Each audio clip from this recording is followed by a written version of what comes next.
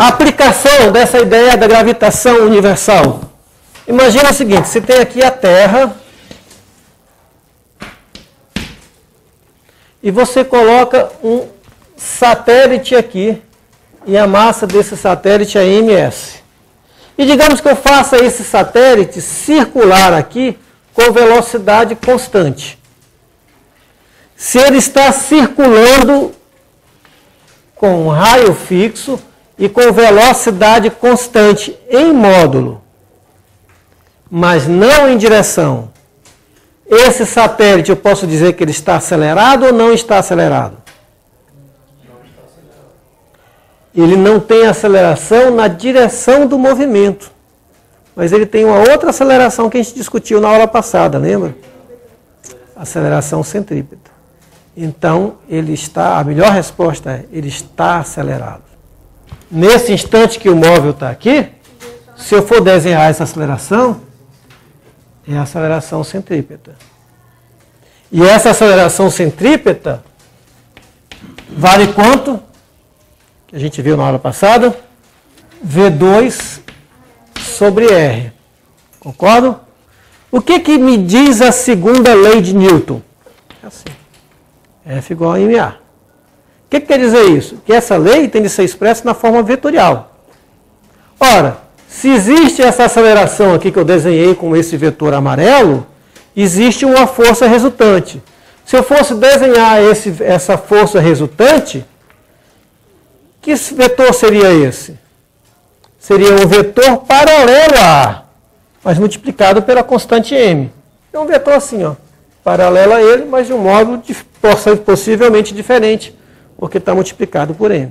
Então, isto é a força resultante. A pergunta: quem exerce essa força resultante sobre o satélite? A Terra. E que força é essa? Gravitacional. E quanto vale essa força gravitacional? Essa fórmula toda. Conclusão: esta força aqui depende dessa distância até lá. Vamos chamar essa distância aqui de R. Não é isso? Ele não está fazendo a trajetória de raio R? Então a distância do centro da Terra, tá? R não é até a superfície da Terra, não, até o centro da Terra. Vale R essa distância. Então eu posso dizer que a força-peso vale G, massa do satélite, massa da Terra, dividido por R ao quadrado em módulo.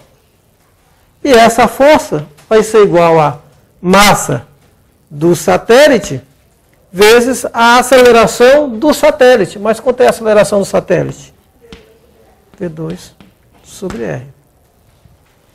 Professor, daria para calcular sem essa fórmula, só calculando aquele arco ali? Naquela direção do satélite, da distância? Não, porque eu preciso dessa expressão da força gravitacional. Tenho de usar a expressão da força gravitacional, senão eu não consigo calcular. E daqui está te me dando o quê? Ó? Corta isso com isso. Passa o R para cá. Está me dizendo que V2 é igual a G, massa da Terra, dividido por R. Ou seja, V é raiz de G, massa da Terra, dividido por R. Beleza, né? Então, usando a segunda lei de Newton, a gente conclui que se o satélite estiver na órbita circular de raio R, a velocidade dele é necessariamente essa. Então, a velocidade depende do raio. Se a órbita for muito distante, o que acontece com a velocidade do satélite? Aumenta ou diminui? Diminui. Proporcionalmente? Não. É proporcional ao inverso da raiz de R. Certo? Qual é o tempo, o período do movimento desse satélite? A gente calculou a velocidade. Se ele está com raio R, como é que eu calculo o período do movimento dele? Qual é a relação entre V e T? Esse movimento se faz com velocidade escalar constante. V é igual a 2πr sobre T. Concorda? Então, se eu pegar esse 2πr dividido por t igual a isso, eu chego a essa lei aqui muito bonita. Ó. 2πr sobre t é igual a raiz de g mt vezes r elevado a 1/2. Posso escrever, a menos 1/2. Posso escrever assim? Passa o t para cá, fica t. E passa para cá o quê? 2π r, o r passa para cá. Será r a menos 1/2 vira r a mais 1/2. R vezes r é 1/2. E divide por raiz de g mt. Certo?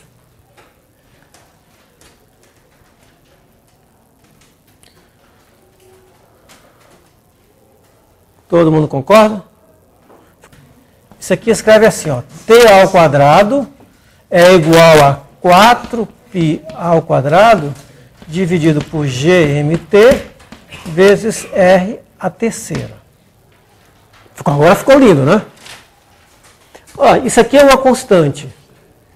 Isso aqui está me dizendo o seguinte, se um satélite, quanto mais distante, então quanto mais cresce o r, mais cresce o tempo. Mas a partir dessa lei aqui, tempo ao quadrado proporcional ao r a terceira.